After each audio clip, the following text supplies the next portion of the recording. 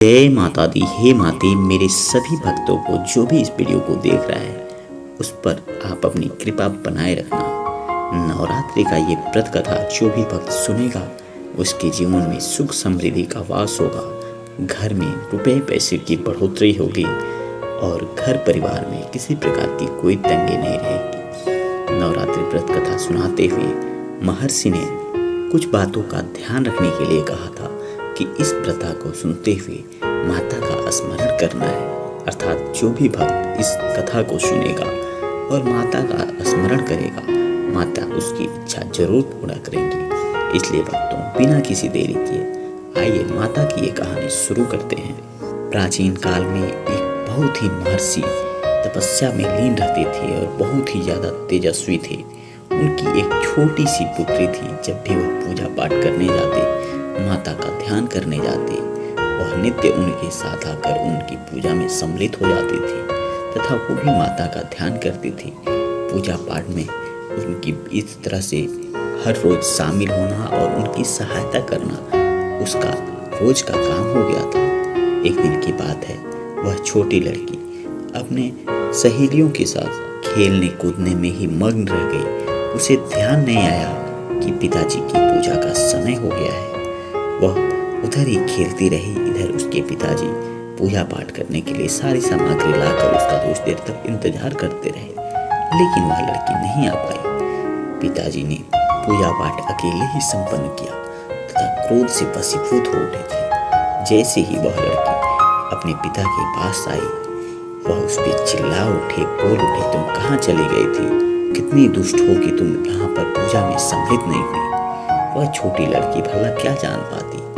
उसने क्षमा याचना मांगी, लेकिन उसके पिता का क्रोध हाथवीं आसमान पर था। वह इतना ज्यादा नाराज थे कि पूछिए मत। इसलिए उन्होंने यह श्राप दे दिया, जाओ, तुम्हारा विवाह मैं एक किसी कोढ़ी के साथ कर दूंगा, जिससे कि तुम्हें इस किए हुए पाप का फल मिल जाएगा। वह अपने पिता के सामने गिड़गिड़ाने लगी, रोने लगी, कहने लगी, पिताजी आप ये क्या कह रहे हैं? लेकिन उसके पिता को जरा भी उसका सुध नहीं रहा और उन्होंने वैसा ही किया जैसे वह कुछ बड़ी हुई। उसका विवाह एक कोढ़ी मनुष्य के साथ कर दिया गया। विवाह संपन्न होने के बाद से वह बेचारी अपने पति के साथ जंगल में निकल गई। जंगल में जाते हुए भी वह माता का हमेशा स्मरण कर रही थी, ध्यान कर रही थी कि माता मेरे साथ यह क्या हो रहा है, यह कैसे अनर्थ हो रहा है। फिर भी उसे तनिक भी इस बात का दुख नहीं था कि पिता ने उसके साथ गलत किया। वह उस कोढ़ी को अपना पति मानकर उसकी सेवा लगी रहती थी। ऐसे ऐसे 2-4 दिन बीते और नवरात्रि के दिन आ गए।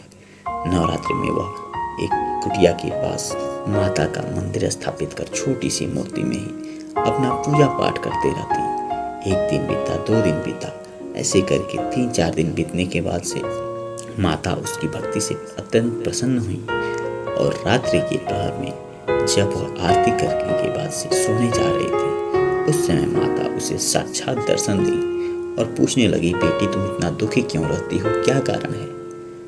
तब उस लड़की ने सारी कहानी कह सुनाई। माता ने कहा, देखो, तुमने पूर्व जन्म में बहुत ही अच्छे काम किए थे, इसलिए तुम्हें ये दुख बहुत ज्यादा दिनों तक नहीं झेलना पड़ा है और मैं तुम्हें ये दर्शन दे रही हूँ। तुम्हारे पूर्व जन्म में तुम्हारा विवाह जिसके साथ हुआ था वह एक चोर था और किसी चोरी में पकड़े जाने की वजह से राजा ने तुमको और तुम्हारे पति को जंगल में से पकड़कर ले जाकर तुम्हें जेल में डाल दिया था। और जेल में जिस दिन डाला था उस दिन नवरात्रि का पहला दिन था और पहले दिन से लेकर 9वें दिन तक तुमको कोई भोजन, पानी इत्यादि नहीं मिला था। लेकिन फिर भी तुम उस समय भी मेरी ध्यान करती रही थी, जिंदा रही थी और उसका फल जो भी है वो मेरे पास अधूरा रह गया था। तो मांगो बेटी, तुम क्या मांगना चाहती हो? उस लड़की ने माता रानी को अपने सामने देखकर माता रानी को प्रणाम किया और कहा कि हे माते, यदि आप देना ही चाहती हैं तो आप ये आशीर्वाद दे दीजिए कि मेरे पति का कोढ़ दूर हो जाए। इस प्रकार से माता ने जैसे ही तथास्तु बोला, उसके पति का कोढ़ धीरे धीरे समाप्त हो गया और वह बिल्कुल ही अच्छा इंसान बन गया। इस शरीर पर कहीं किसी प्रकार के कोई दाग धब्बे के निशान नहीं थे। फिर माता रानी ने कहा, मांगो बेटी, तुम अपना दूसरा वचन मांग लो, क्योंकि मैं तुम्हें 3 वचन दूंगी। दूसरे वचन में वह लड़की बोली कि हे माँ, हम लोग के रहने खाने पीने के लिए एक अच्छा सा घर हो जाए। माता ने तथास्तु बोला। देखते ही देखते उस जंगल में एक राजभवन बनकर तैयार हो गया और उस राजभवन के ये दोनों महाराजा और महारानी बन गए। और अंत वचन में माता ने उसे एक बहुत ही कुशाग्र पुत्र प्राप्ति का आशीर्वाद देकर माता वहां से चले गई। इस प्रकार से उस लड़की को अपने पूर्व जन्म के आधार पर माता रानी का आशीर्वाद प्राप्त हुआ, जिससे उसे घर, अच्छा पुत्र और पति की प्राप्ति हो चुकी थी। कुछ समय पश्चात जब उसके पिता जंगल में भटकते भटकते उस महल के पास से जा रहे थे, तो उन्हें ध्यान आया क्यों ना इस महल में मैं चलूं और यहाँ से कुछ भिक्षा ग्रहण कर लूं। वह भिक्षा मांगते मांगते उस महल के पास पहुंचे।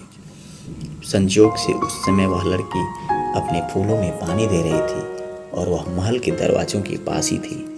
जैसे ही उसे वो आवाज़ सुनाई दी, उसे ध्यान आ गया ये तो उसके पिता का आवाज़ है। वह भागी भागी बाहर आई और अपने पिता को देखकर इनके पैरों पर गिर पड़ी।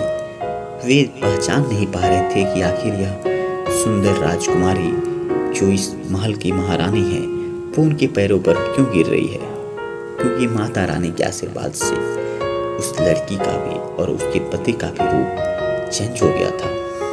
वह कहने लगी कि पिताजी, मैं आपकी ही बेटी हूँ। उसके पिता को तनिक भी विश्वास नहीं हो रहा था।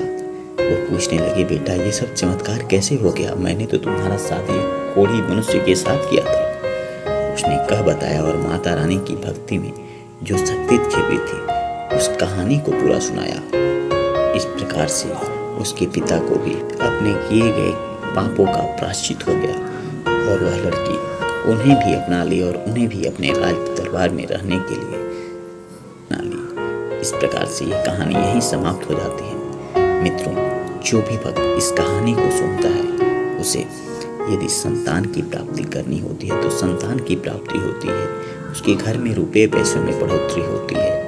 कोई व्यक्ति यदि विद्या की प्राप्ति करना चाहता है तो उसे विद्या की भी प्राप्ति होती है। लेकिन ध्यान यही रखना होता है कि आपको सच्चे श्रद्धा भाव से माता रानी की कहानी सुननी है और माता रानी की कहानी दूसरों को भी सुनानी है। नवरात्र में आपको तन मन धन से माता रानी को प्रसन्न करने के लिए हर एक काम करने हैं, जिससे कि माता रानी प्रसन्न हो। गरीबों की सेवा करनी है, दीन दुखियों की सहायता करनी है। ये सभी कार्य करके आप माता रानी को काफ़ी आसानी से प्रसन्न कर सकते हैं और माता रानी के आशीर्वाद प्राप्त कर सकते हैं। आप सभी पर माता रानी की कृपा बनी रहे। जय माता रानी। यदि आपको ये कहानी अच्छी लगी तो कमेंट बॉक्स में जय माता दी लिखना ना भूलें।